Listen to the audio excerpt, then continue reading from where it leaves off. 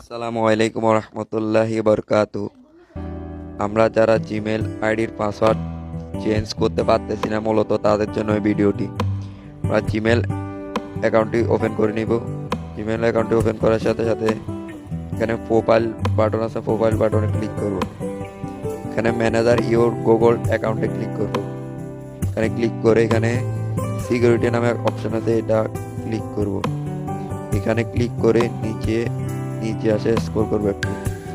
এখানে লেখা আছে পাসওয়ার্ড লাস্ট চেঞ্জ, এখানে ক্লিক করব। নেট করতেছে। এখানে আপনার ফোনের যে পিন বা পাসওয়ার্ড দেওয়া আছে এটা দিতে হবে আগে। 14 75 93 50 100।